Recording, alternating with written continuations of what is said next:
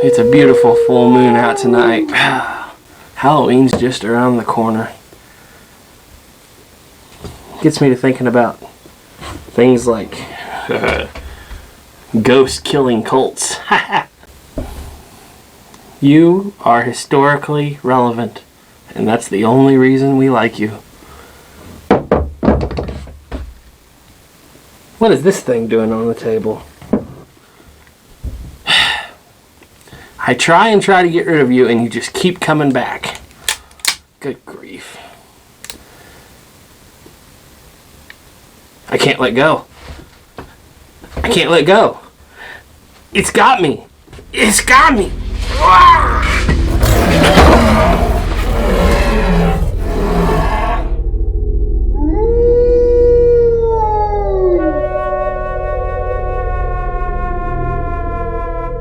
Tried to warn you, Garrett. Even a man who's pure of heart and says his prayers at night may become a Smith & Wesson fanboy when the caps are gone and the autumn moon is bright.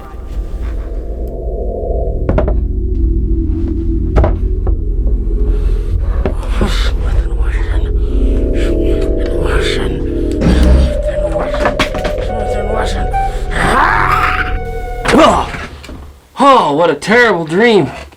I dreamed that Smith & Wesson had took over and turned me into a Smith & Wesson fanboy. Oh, you nasty gun.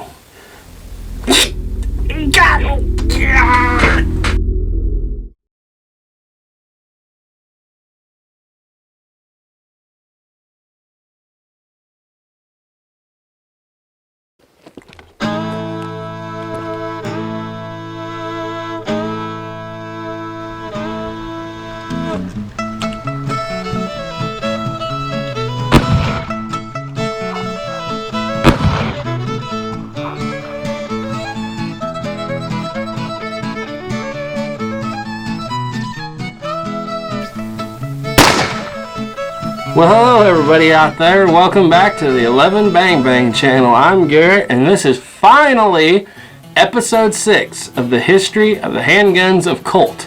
We finally made it. I know it's been a long dry spell.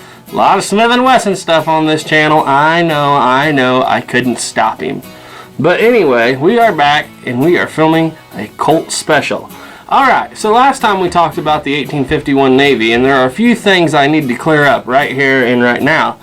When I did these videos before, I did it all in one take, and Ethan, the other guy, would do the editing, and I was not able to be there when he edited the video, and some mistakes slipped in. And it's not his fault, of course, but a few things I'd like to clear up. First of all, in the 1851 Navy video, I said that the Hickok-Tutt fight took place in St. Louis. I mentioned that. That's wrong. What I meant to say was it took place in Springfield, Missouri. I got my Missouri towns mixed up, a slip of the tongue.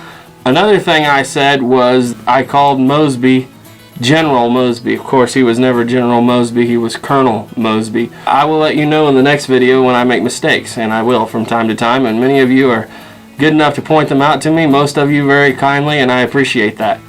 Anyway, it's time to move on. We are starting the history of the handgun of Colt, episode 6, the Root Revolver, even though it's not actually called the Root Revolver. So in the last video, I said our next video would be the 1860 Army. Well, lo and behold, in the last 6 months since I made the last video, this showed up. This is an in-the-box 1855 Root Revolver.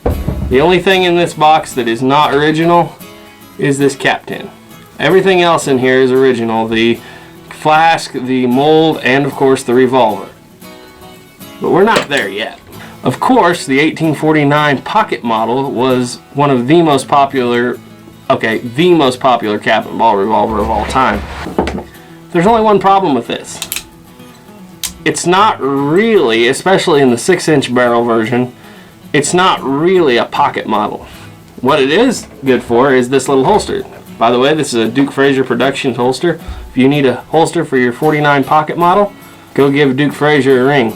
Alright, but anyway, it fits good in this holster. It can be carried in certain large pockets, but overall, it's fairly large for a pocket pistol. So Colt set out in 1854 to devise an actual pocket pistol. So first of all, Colt had out this monstrosity, and there's a reason it's so big. This is the Colt Dragoon. But it has to be this big because the metal has to be very thick to hold up to the pressure that you can get out of this with 40 or 50 grains of powder and a conical bullet. It makes a lot of pressure, and anything smaller than this would blow up.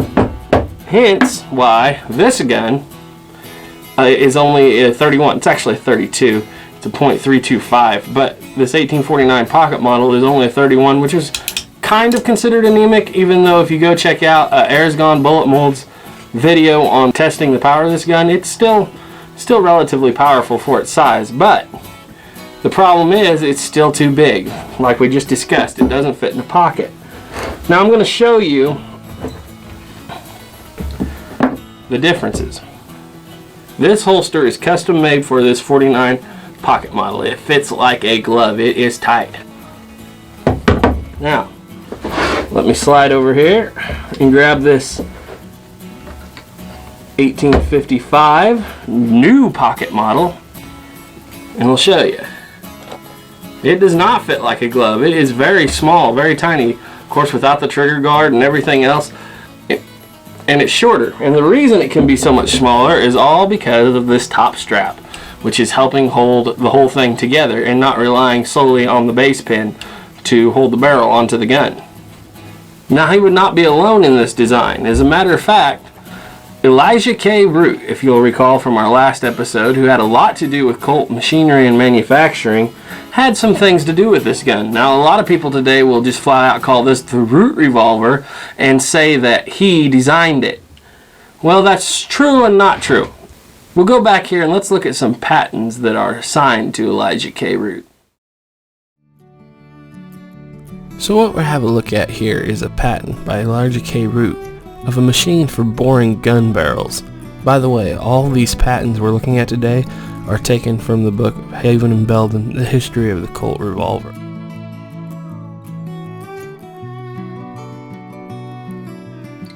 Here we see Elisha K. Root's patent in 1855 for a rifling machine. And also in 1855, more rifling machine patents.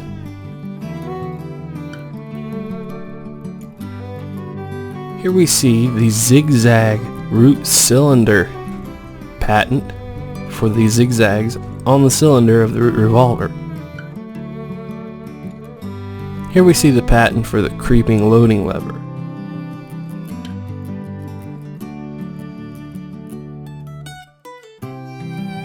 Here we have a patent in 1859 for cartridges and cartridge boxes.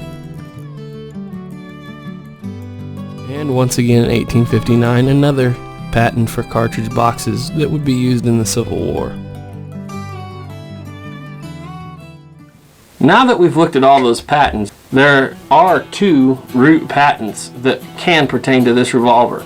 Of course, the first being the creeping loading lever, which would go on to be famously used in the 1860 Army, the 1861 Navy, and of course the 1862 Pocket Police.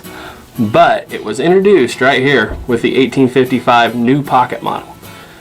Another thing was, he had a patent on the zigzag cylinder, as you saw there. Unfortunately, there are very few zigzag cylinder 1855 new pocket models. There are a few, and if you want to see how that works and see a good video on that, I suggest you go check out Forgotten Weapons Zigzag Root Revolvers. It's a great video. Alright, so let's take a look at this odd little gun. Very odd for Colt. Alright, this is a standard Colt cap and ball revolver, as you can see. Now the way this works is, there's a hand in here, inside the frame there, that reaches up, ratchets the cylinder up, and locks it in place. Not so on this revolver. On this revolver, instead of the hand being inside here, the hand actually is on the back here and ratchets the entire cylinder pin, which sets in a groove in the cylinder and therefore turns the cylinder. This is all part of making the gun smaller in design. It's a little more complicated, quite a bit more fragile. Of course, as you can see here, let's see if I can bring this in without going out of focus. The 49 pocket model has a trigger guard and a standard trigger. Now the 55 model, once again, in order to save weight and size, has a spur trigger. Now this came out before the Smith & Wesson models and their spur triggers.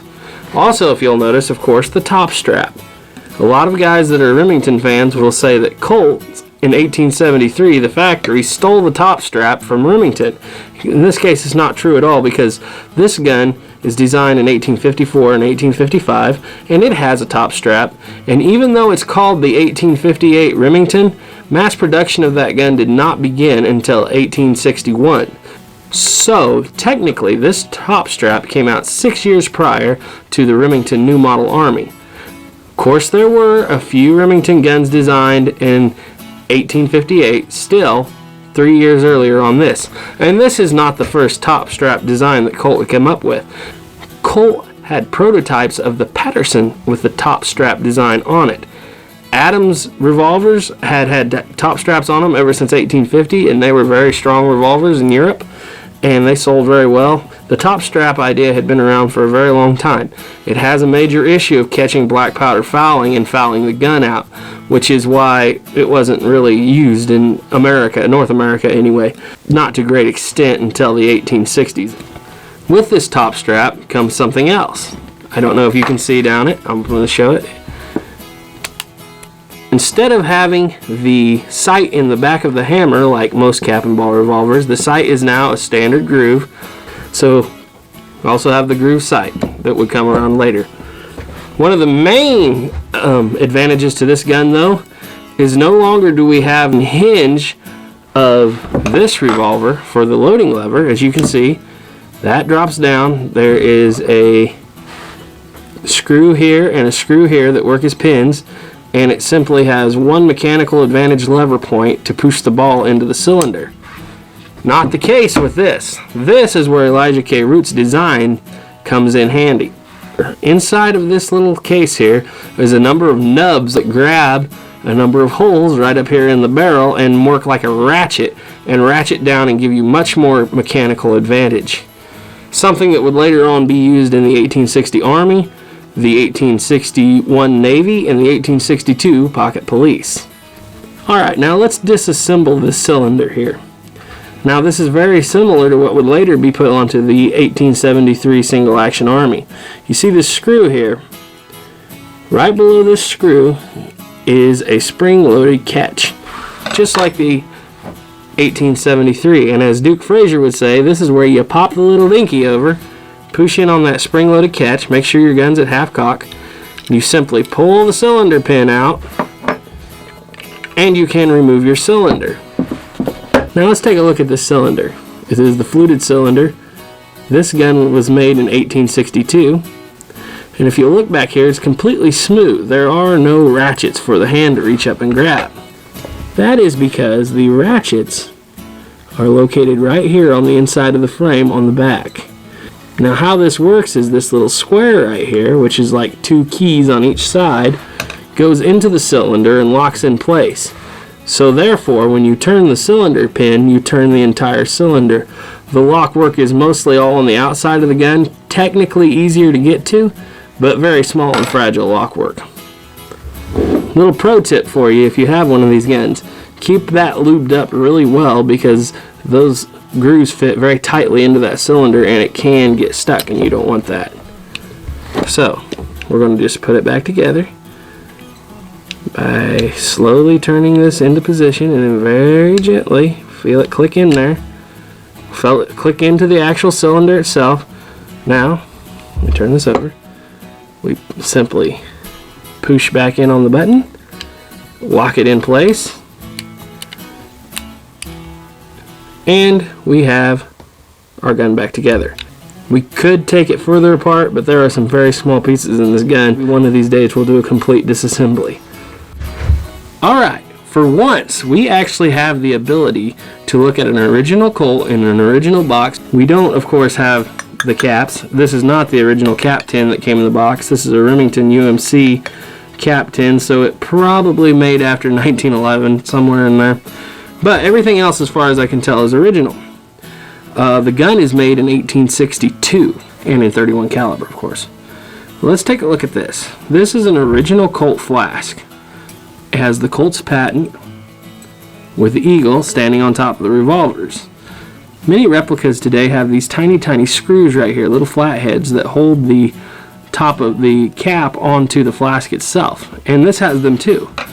But what many replicas today don't have that this has, that is awesome, is the ability to also unscrew the top. Not many replicas have that. That means you don't have to worry about losing those little screws all the time. This flask throws a 13.5 grain charge, 1.5 grams, just like the original called for. Alright, I don't know if you can make that out. This is the actual measure, and it says made in London. So I don't know if this is actually old stock from Colt's original London factory, or perhaps he was still having some made there. I'm not sure. I haven't seen that in the books, but it is possible. Now let's take a look at the mold. This is an original Colt mold made in Hartford, Connecticut. As you can see, it is a round ball mold and a conical mold. This is how almost all Colt molds came from the factory. And by the way, if you're using one of these originals, be very careful when heating up your lead, because you can warp this brass, and you don't want to do that, especially to an original, so don't put your lead in too hot. Now let's talk about the elephant in the room, this Sidehammer. This is actually a Colt design. As a matter of fact, many people refer to this as the Sidehammer revolver. The reason it's there, to make the frame thinner by putting most of the parts on the outside. Here we have a blown up diagram of the parts of the 1855 new pocket model. As you can see, very small, very delicate. Now, the first 25,000 guns had a cylinder scene that looked like this, with a man defending his cabin from a handful of natives while using what do not appear to be pocket models but dragoons. After the first 3 models, Colt would start putting fluted cylinders on his guns like this. The patent number is between the flutes. For the last 2 models, Colt went back to using the 1849 pocket model engraving. Colt would also take this design and apply it to many shotguns and rifles, but since this is the history of the handguns of Colt, we're not going to cover that here today. Now after 1855, of course, when Colt turns this out, let's see what he's going to be doing during the life of this revolver. So catching up on what Samuel Colt's been doing this whole time. In 1855, the Hartford Armory opens. Colt introduced the 1855 pocket model. During the winter of 1854 to 1855, Colt went to Russia, where he was received by the Tsar and the Grand Dukes. He was presented with jewels and other gifts, received orders for revolvers and for arms and machinery from the Russian government. On his way back to America, he actually succeeded in smuggling a Russian officer through England, with which Russia was at war at this time. He snuck the man through as his personal servant. In 1856, Colt married Elizabeth H. Jarvis on June 5th. The wedding was attended by people like Commodore Perry of the famed Japanese expedition. There was a 6-foot-high wedding cake that was lined with pistols and rifles made of sugar. Colt bought a wedding dress for Elizabeth rumored to cost $8,000. That would be somewhere around $400,000 to $500,000 today. He took his bride with him to Europe in the fall, visiting Russia again, where he witnessed the coronation of Emperor Alexander. In February of 1857, Colt moved into the new home he had been building on the reclaimed land. This whole estate was called Armsmere. His first child was born there in the same month. Colt closed the London branch of his company in 1857. He could not prevail upon his American workmen to remain in England, and the English way of doing things did not suit his ideas of mass production. He sold the factory and machinery to a group of men who then called it the London Pistol Company and started to manufacture the same types of pistols that Colt had been making. But if Colt could not make the enterprise pay, no one could. The London Pistol Company soon ceased to exist. Colt also kept working on his dike in 1857. The dike had been strengthened against the attacks of the river by planting it thickly with vines. Soon Colt imported European willow weavers and even built a small model European village to house them in. They made willowware of all sorts, basically wicker from the willows on the dike, and this enterprise was continued until well after Colt's death. In 1858 and 1859, we have kind of a blank spot in the history of Colt and what's going on. He's not traveling, he's just staying in his factory and working on what's going to come next, which will be a big deal. In August of 1860, though, Colt chartered a small steamer and went for a pleasure cruise with his family and friends along the New England coast. This was the first vacation he had taken in many years, but he did not take it soon enough. The death of his daughter Lizzie was a crushing blow to him at this time, and overwork wore down his powers of resistance so that he never really recovered from it. He suffered from the gout. Colt might have been prevailed upon to rest at this time, except the Civil War was on the horizon. With the nation needing every arm it could obtain, Colt could not rest. He sent his agents to England for materials and started building additions to his factory and calculated to double its size and output. Now, the 1855 new pocket model came in two different calibers, a 31, which was actually closer to .325, and a 28, which surprisingly was .265, which is actually a 26 caliber. But a lot of people call it a 28 caliber, even though it's not. Originally, it only came in two barrel lengths, 3.5 and 4.5 inches, and weighed right around 16 ounces. The original Colt loadings call for 1.5 drams of powder, which comes out to roughly 13.5 grains. A conical bullet of .325 weighing 76 grains, or a round ball weighing 50 grains. Now, there were actually 7 different models of the Colt new pocket model. Models 1 through 3 consisted of 28 caliber. The 31 caliber was not available until the Model 3A, and then was of course available for the Model 4, 5, 6, and 7. There were also octagon barrels, which this is not, of course. These octagon barrels were available for Models 1 through 4, with round barrels being available for Models 5 through 7. The earliest price I have for this gun is in 1860, when Colt advertised it for $12. $1 more than the 49 pocket model. Of course, this is smaller and much more intricate. In 1863, the price dropped to $11.50, getting closer, and records indicate that in 1865, the price was still $11.50. In May of 1867, records still indicate the gun at $11.50. However, September of 1867 saw the price drop finally to $11, the same price as the 49 pocket model started at. Now that we've talked about the design and the history of the 1855 new pocket model, let's go out and see how it shoots. Before we start this shooting segment, my shout out today goes to the Wild Snapper. Go check out his channel. He's got some original stuff, pretty cool stuff. He's into making grips and nickel plating and all that kind of thing. Just go give his channel a watch, see what you think. If you're wondering why I have these circles around my eyes, I couldn't sleep last night. Kept having dreams about Smith & Wesson fanboys and monsters and stuff. Let's shoot this thing. Let's load it up. Alright, so to load your root, basically the same as any other cap and ball revolver. Place the gun on half cock, bring it up. Now this particular gun has no safety notches and it is an original. So we're probably going to be loading 4, just for safety's sake. Alright, here we go. Then we've got 3 F-9s here, kind of what we shoot nowadays. Or 13.5 grains. Right in there. And today we're using 31 caliber Wonder Wads just because, to be honest, it's easier to clean this poor old gun with Wonder Wads than it is with grease. And now we are going to throw our home cast round ball in there. We'll drop the loading lever. Now, we got to be very careful because this loading lever is old. And you just shove it in there like that. And then we'll repeat the process 3 more times. Okay, so before we were shooting a CCI number 11s, they're just a little too big. So now we're going to move down to a Remington number 10. And see how they fit. They still feel a little bit big. I'm wondering if CCI 10s might be the go-to cap for this gun. But another thing, There's a good reason that they put this creeping loading lever on, because that thing is tiny and hard to use. I can't imagine what it would be like with the old style loading lever. Anyway, put your cap on and repeat that 3 more times. Alright, we're going to start out here today, seeing as we do not know where this gun is hitting. We're going to start out with what Ethan calls the ghost of Cowboy Bob. This is his favorite target.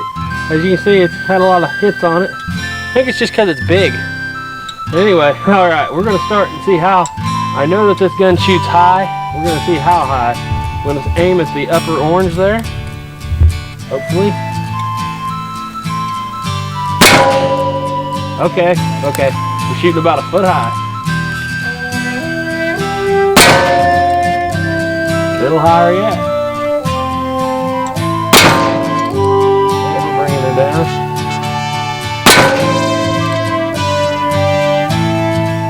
And click. As you can see, loading lever falls on this gun, but that's not the design. That's because the old spring in this loading lever is fairly weak. But as you can see, this gun actually hits with some authority. 31 is no joke.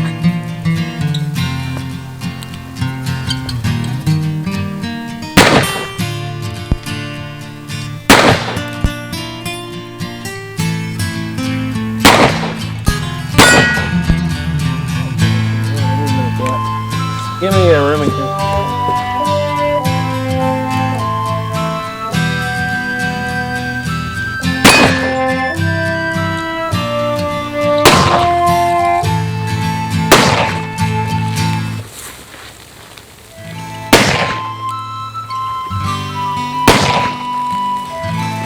That's how you kill the soda guys. Alright, let's test out the new pocket model for card table distances.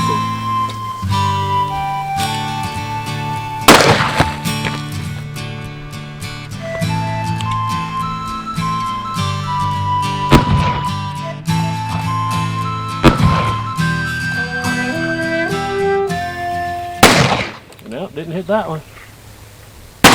Didn't hit that one. Didn't hit that one. Well, there's 3 shots that won't be going into the filming. Yeah, they will. Alright, well, that was an interesting result. Anyway, production on this gun ran from 1855 until 1870. A total of right around 30,000 .28 caliber revolvers were made and 14,000 .31s, bringing a total of right around 44,000 production altogether. That's not too terrible considering what other companies were doing at the time, but still not what Colt would consider a success. One of the main issues with this gun was on the Civil War battlefield, the cylinder tended to freeze up, something that would haunt most top strap revolvers of the era, and one of the reasons why Colt continued on with the open top design. These top straps just catch too much black powder fouling and cause the gun to bind up. So let's talk about combat use of this revolver. Yes, it was around during the Civil War, and yes, it was kind of used on both sides. It was one of those guns that was in production before the war, and any old southern boy who could get his hands on $12 could have got one. But really the only picture I have expressly showing this revolver is this guy. General George Armstrong Custer in his West Point days holding the 1855 new pocket model. So anyways folks, that's about all we have for the 1855 Root. It's a rare piece, it's a beautiful piece. I really do enjoy it, I like to look at it, I like to handle it, it shoots fairly well. Trust in God, keep your powder dry. Thanks for watching.